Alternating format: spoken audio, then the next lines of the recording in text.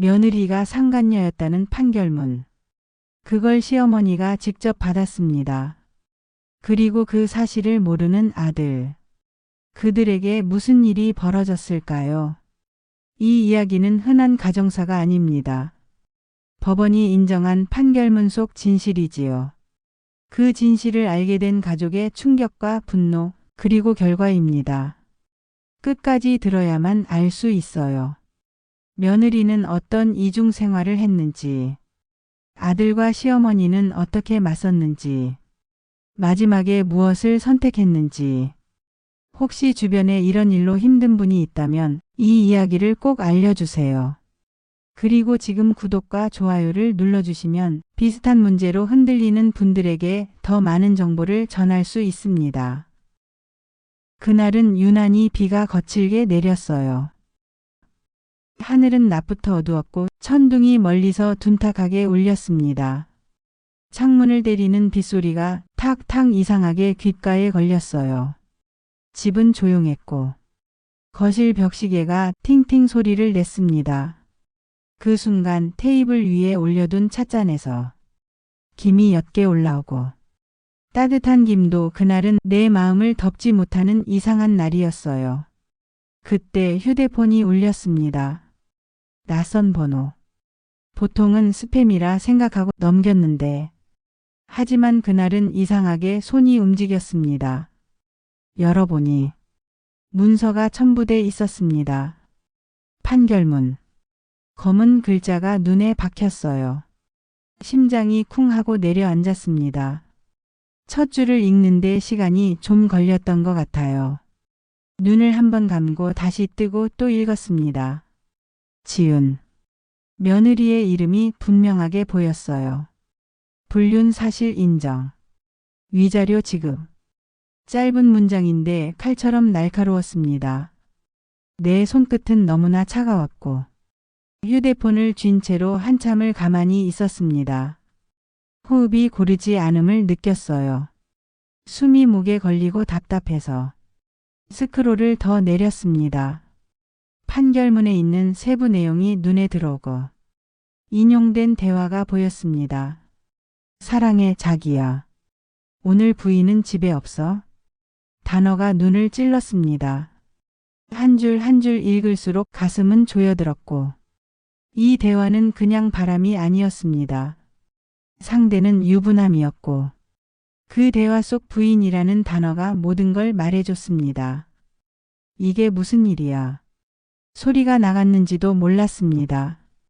방 안은 그대로인데 세상이 기울어지는 듯 했습니다. 빗소리가 더 커지고 테이블 위 찻잔의 김은 금세 사라졌습니다.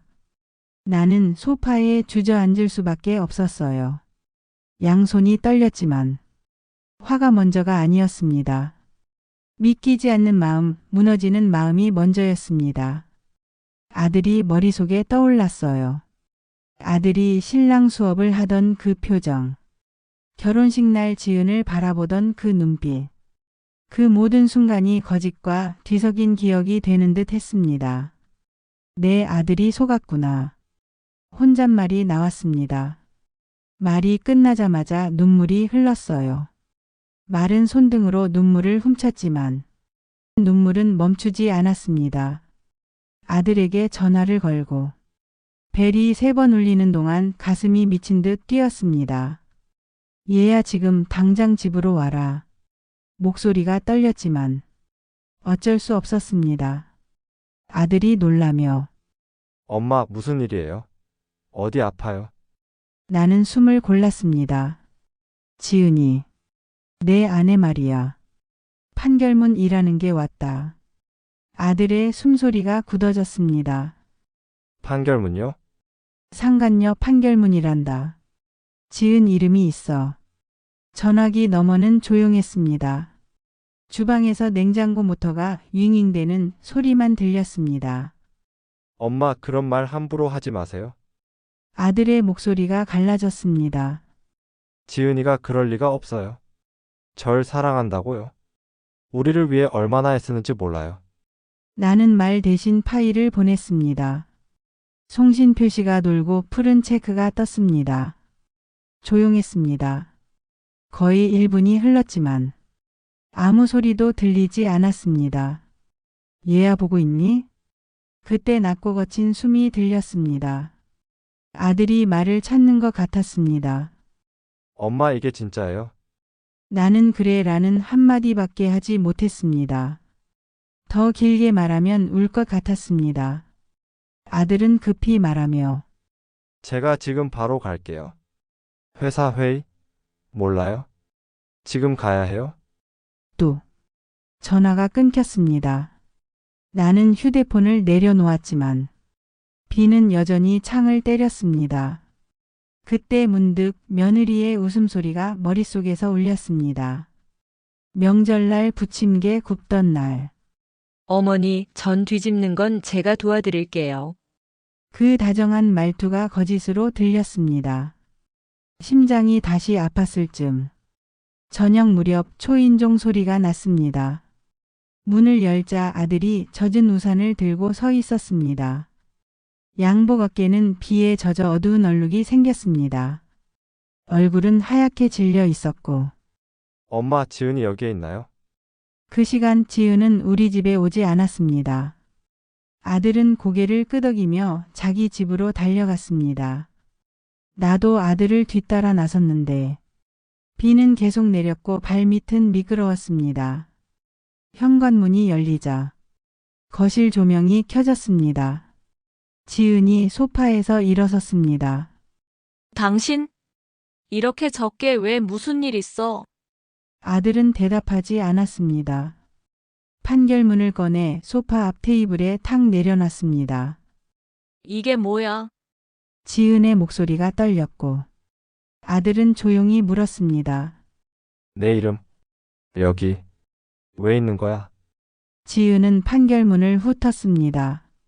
그녀의 손이 아주 미세하게 떨리는 게 보였고 그건 끝난 일이야. 지은이 먼저 입을 열어 말했습니다. 과거야. 한때였어. 잘못이었어. 난 지금 당신만 사랑해. 아들이 고개를 저었습니다. 지난달 날짜야. 결혼식 준비하던 때야. 지은은 말이 막혀 입술을 깨물었습니다. 잠시 정적이 흐르고 아들의 목소리가 높아졌습니다. 나를 속였지? 지은이 고개를 들고 미안해. 그땐 끊기 어려웠어. 그 사람이 나를 놔주지 않았어. 놔주지 않았다고? 내가 받은 메시지들, 내가 보낸 말들 다 여기 있는데? 아들이 판결문을 가리켰습니다. 지은은 울기 시작하며 나도 두려웠어. 다 무너질까봐. 당신을 잃을까봐. 아들은 허탈하게 웃었습니다. 이미 무너졌어. 에어컨 바람 소리만 났습니다. 지은이 조심스레 손을 뻗었습니다. 다시는 안 그럴게. 정말. 우리 다시 시작하자. 아들은 손을 치웠습니다. 그 말 지금은 아무 의미 없어. 그날 밤 아들은 거실에서 앉아 밤을 새웠습니다. 불 꺼진 창밖으로 비는 계속 내렸고 지은은 방 안에서 조용히 울었습니다. 집은 같은데 같은 집이 아니었습니다. 이틀 뒤 사건은 더 선명해졌습니다. 아들은 아침 일찍 회사로 향했고 정문 앞 가로수 잎에 빗방울이 매달려 있었습니다. 공기는 눅눅했고 사람들 걸음은 빨랐습니다. 그때 낯익은 목소리가 들렸습니다. 지은이었습니다. 건물 모서리에서 통화 중이었는데 아들은 발걸음을 멈췄습니다. 멀지 않은 거리. 목소리가 또렷했습니다. 오늘 밤 괜찮아? 부인은 출장이지? 나도 남편한테는 늦게 들어간다고 할게. 그 순간 아들의 눈빛이 꺼졌습니다. 끝난 일이 아니라 이어지는 일이었습니다. 지은은 전화를 끊고 맞은편 도로로 천천히 걸어갔습니다. 한 남자가 서 있었습니다. 정장 차림으로. 나이는 지은이보다 많아 보였으며 둘은 눈을 마주치고 자연스럽게 손을 맞잡았습니다. 짧게 포옹도 하며 낮은 목소리로 웃었습니다. 아들은 멀찍이 서서 그 모습을 봤는데 발밑 바닥이 꺼지는 느낌. 바람이 불지도 않는데 몸이 떨렸습니다. 주먹을 꽉 쥐었습니다. 하지만 달려가지 않았습니다. 더 확실한 증거가 필요했습니다. 이제는 감정이 아니라 사실로 끝내야 했습니다. 점심 무렵 두 사람은 회사 근처 카페에 들어갔습니다. 창가 자리. 지은이 손목을 만지며 웃었습니다. 남자는 주위를 살피더니 가방에서 하얀 봉투를 꺼내 책 사이에 끼웠습니다. 둘은 그걸 자연스럽게 주고받았습니다. 아들은 멀리서 휴대폰으로 사진을 찍었습니다. 손이 떨렸지만 화면은 또렷했습니다. 퇴근 후 두 사람은 지하 주차장으로 내려갔고 잠시 후 남자의 차가 나왔습니다. 검은색 세단. 반짝이는 도장면에 지하등이 스쳤습니다. 지은이 조수석에 타고 있었고 아들은 즉시 택시를 잡아 탔습니다. 저 차 조용히 따라가 주세요. 기사님은 고개를 끄덕였습니다. 빗줄기가 다시 굵어졌고 와이퍼가 바쁘게 움직였습니다. 차는 도심 외곽으로 향했습니다. 네온 사인이 끊기고 큰 호텔 간판이 보였습니다. 호텔. 남자의 차가 지하 주차장으로 들어가자 아들은 호텔 로비로 향했습니다. 먼 발치에서 두 사람이 프런트에 서 있는 게 보였습니다. 지은은 익숙한 듯 웃으며 신분증을 꺼냈습니다. 남자는 카드로 결제했고 프런트 직원이 키카드를 건넸습니다. 두 사람은 엘리베이터로 사라졌지만 아들은 그 자리에 서 있었습니다. 잠시 아무 생각이 들지 않았습니다. 그때 엘리베이터 안내음이 울렸습니다. 그 소리가 현실로 아들을 끌어당겼고 아들은 휴대폰을 꺼냈습니다. 사진 촬영 금지라는 팻말이 보였지만 로비 소파에 앉아 객관적인 화면만 남겼습니다. 시간, 위치, 간판, 직원의 움직임, 키카드 교부. 모든 것을 사실로 기록했습니다. 집으로 돌아온 뒤 지은은 태연했습니다. 오늘 회사 모임 있었어. 늦을 것 같아서 연락하려다 말았어. 미안. 아들은 말없이 고개를 끄덕였습니다. 그리고 조용히 물었습니다. 호텔은 어땠어? 지은의 눈빛이 흔들렸습니다. 무슨 소리야? 아들은 휴대폰을 내밀었습니다. 사진, 영상, 시간표. 지은은 입을 다물었습니다. 끝났다고 했잖아. 아들의 목소리는 낮았지만 날카로웠습니다. 지난달이면 과거라고 했지 않아? 오늘은 뭐야? 지은은 변명하려 했습니다. 그 사람 마지막으로 만나서 정리하려고 내가 끊자고 했어. 정말이야.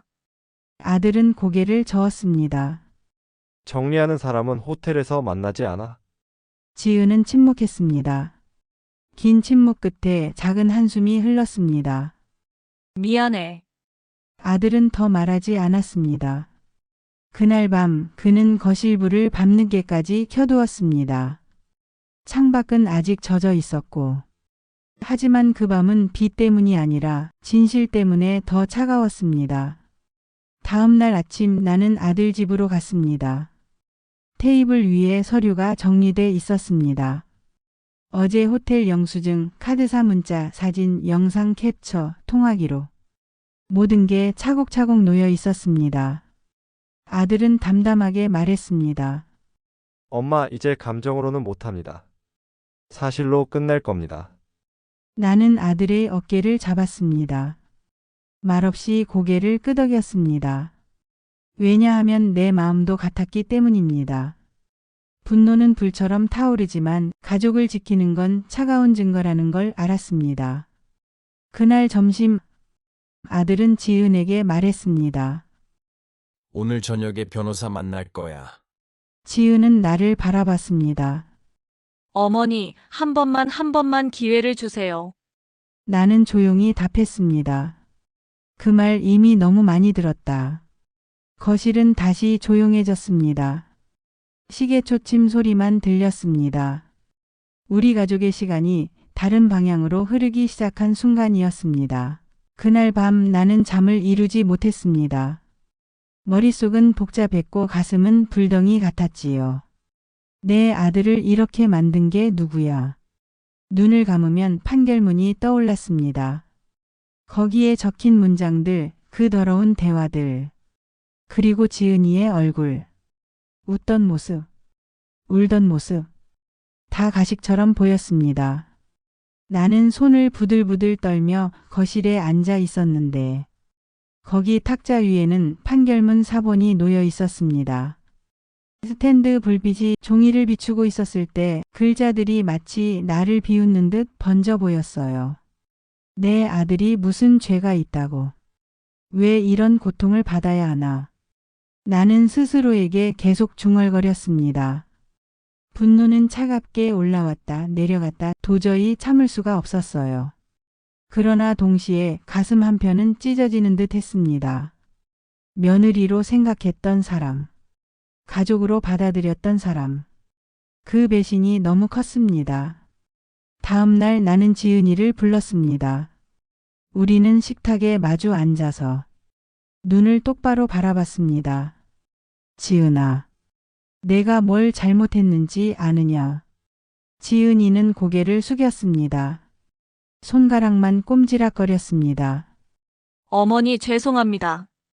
다시는 안 그럴게요. 한 번만 용서해 주세요. 나는 단호하게 말했습니다. 용서? 그건 내가 말할 자격이 없어. 너는 내 아들의 인생을 짓밟았어. 내 가정의 평화를 짓밟았어. 지은은 울먹이며 손을 내밀었습니다. 어머니 제발. 저도 사랑하는 마음은 진심이에요. 나는 고개를 저었습니다. 사랑? 진심? 그게 진심이면 왜 판결문에 내 이름이 적혀 있니? 왜 아직도 그 남자와 연락을 하니? 내 말은 다 거짓이야. 내 목소리는 떨렸지만 날카로웠습니다. 지은은 아무 말도 하지 못했고 눈물만 흘렸습니다. 나는 그 눈물마저 연기처럼 보여서 화가 났어요. 그날 이후 아들은 점점 말수가 줄었습니다. 출근할 때도 무표정. 밥을 먹을 때도 숟가락만 움직였습니다. 아들의 눈빛은 공허했고 나는 몇 번이나 물었습니다. 얘야, 괜찮니? 아들은 억지로 웃음을 보였어요. 괜찮아요, 엄마. 시간이 지나면 괜찮아질 거예요. 하지만 그 말은 믿기지 않았습니다. 밤마다 아들 방에서 흐느끼는 소리가 들렸고 가끔은 벽에 주먹을 치는 둔탁한 소리도 들렸습니다. 나는 문 앞에 서서 눈물을 훔쳤습니다. 이 아이가 이렇게 괴로워하는구나. 그게 너무나 힘들었습니다. 부모로서 대신 싸워주고 싶었지요. 며칠 뒤 우리는 변호사 사무실을 찾았습니다. 비슷한 사건을 다루는 변호사였습니다. 차분한 목소리로 우리 이야기를 들어줬어요. 아들이 판결문 사본과 증거 사진들을 내밀었습니다. 이게 다 사실입니다. 이혼을 하고 싶습니다. 변호사는 고개를 끄덕였습니다. 증거는 충분합니다. 판결문, 메시지, 호텔 출입기록, 민사소송에서도 이미 위자료 판결이 내려졌으니 이혼 사유로는 명백합니다. 나는 물었습니다. 혼인 무효는 안 되나요? 이건 사기 결혼 아닙니까? 변호사는 잠시 생각하더니 고개를 저었습니다. 혼인 무효나 취소는 인정되기 어렵습니다. 결혼 당시 상대의 실체를 알았다면 결혼하지 않았을 정도여야 하는데 보통은 전과 성범죄, 결혼 직전까지 동거 같은 경우에 해당됩니다. 이 사건은 혼인 후에도 불륜이 이어진 만큼 이혼 사유로 접근하는 게 확실합니다. 아들은 고개를 끄덕였습니다. 눈빛은 더 단단해져 보였고 나는 속으로 다짐했습니다. 그래, 여기서 끝내자. 내 아들의 인생을 다시 세우자. 드디어 법정에 서는 날이 왔습니다. 법정 안은 냉랭했습니다. 어두운 나무벽 판사의 망치 소리. 긴장된 공기 속에서 아들과 나는 나란히 앉았습니다. 지은은 맞은편에 앉아 있었습니다. 얼굴은 창백했고 눈은 부은 듯 했습니다. 그 옆에는 지은이의 변호사가 있었습니다. 우리 변호사가 나섰습니다.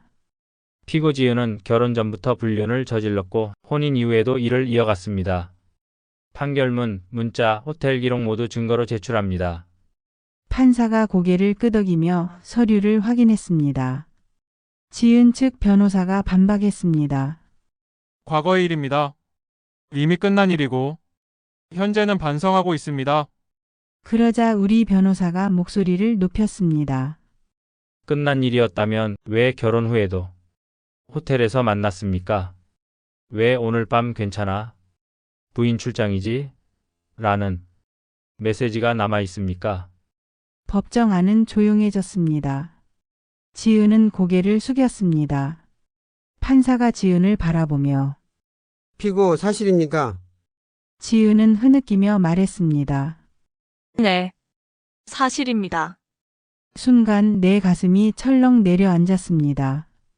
하지만 동시에 분노가 다시 치밀었습니다. 그래, 이제 거짓말은 못하겠지.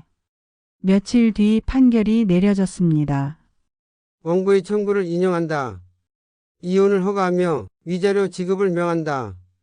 판사의 목소리가 법정 안에 울렸을 즈음 나는 눈을 감았습니다. 긴 숨이 흘러나왔고 아들은 고개를 숙였습니다. 그 얼굴에 눈물이 맺혀 있었습니다. 지은은 울음을 터뜨렸지만 아무도 위로하지 않았습니다. 법정의 공기는 냉정했고 판사는 망치를 두드리며 말했어요. 이상 선고를 마친다. 우리는 자리에서 일어났고 나는 아들의 손을 꼭 잡았습니다. 그 손은 떨리고 있었지만 단단했습니다. 집으로 돌아오는 길. 하늘은 맑았습니다. 며칠 만에 햇살이 비쳤는지 구름 사이로 햇빛이 쏟아졌습니다.